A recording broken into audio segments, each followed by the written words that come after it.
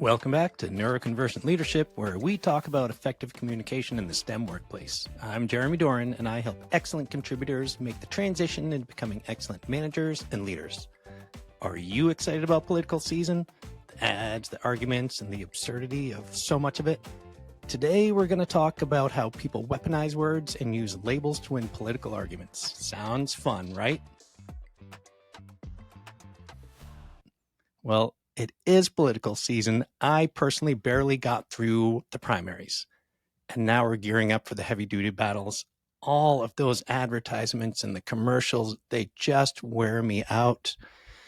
It seems to me that using labels in politics is the way to paint a picture of your opponent in very broad strokes and avoid talking about any actual issues. And the politicians are in a race to label each other before each of them gets to label themselves. That person's a socialist or a right-winger or a dino or a rhino. Those are Democrats or Republicans in name only. And sometimes it only takes one small comment for that label to stick. But once it does, oh boy, all the assumptions and the baggage that go with that label are now stuck to that person. It's maddening to watch them do it. I find it even worse when people I know doing it in conversations or debates or arguments, whatever you want to call them, about politics. And I mentioned earlier, weaponizing words. It's interesting. I looked that word up, and in American English, it's spelled with a Z, and it almost always means actual weapons, like taking a car and turning it into a weapon, something like that. In British, it's spelled with an S, and it's more general, and it can be taking anything that's not dangerous and turning it into something dangerous. So when I say weaponizing words, that's what I'm referring to. And that's what labels do a lot of.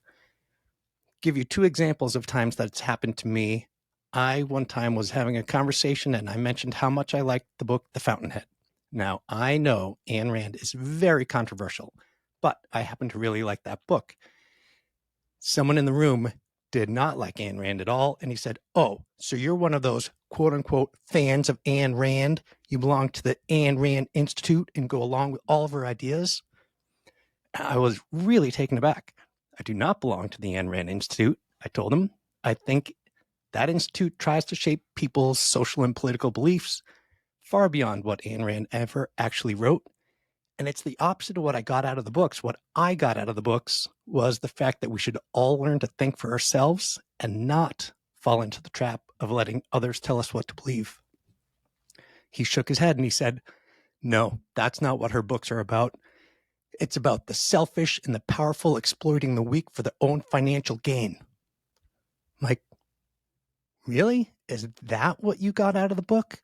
He said, oh, I never read that book. Those books are crap. I'm like, well, then how do you know what it was actually about? He said, I've read hundreds of reviews and articles, and I know everything I need to know about her and her beliefs. Yikes. So my response was, so you're telling me that I'm wrong in my opinion, that her books were about not letting other people tell us what to think because you read articles from other people who want to tell you what to think about her ideas? Long story short, we never came to any sort of an agreement and we had to walk away from each other. All I need to know, if you ever hear the phrase, all I need to know, or if you use it yourself, end the conversation right there. Walk away. No good conversation is going to come after the phrase, I know everything I need to know about X. In another election cycle, I was debating some political ideas with someone, and it was so frustrating because he wouldn't actually debate the topics. He just kept referring to what different politicians said and what he thought of different politicians. This was a different person, by the way. But he did repeatedly call me a liberal, and he often referred to, quote unquote, your boy Bernie Sanders.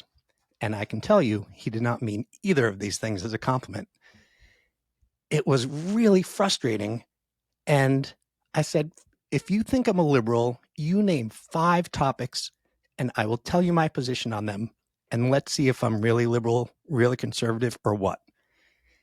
And so he named 5 topics. I'm not going to tell you what they were. And I was actually more conservative than him on 3 of those topics and we agreed on one. And on one, he was actually more conservative than I was. And it really set him back. It was so interesting.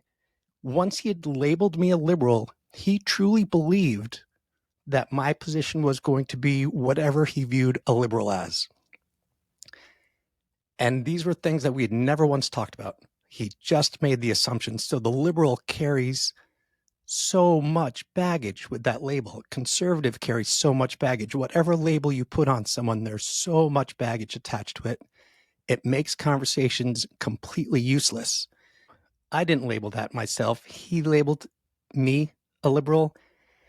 And once we got into specifics, he realized that his assumptions were wrong more than half the time, but it really took me to force the issue in order for him to get there. I think labels are really dangerous in politics and religious, in any kind of contentious conversation. Labels can do so much damage. So I challenge you, the next time you're in a discussion around politics or religion, do your best to get your point across without using any labels.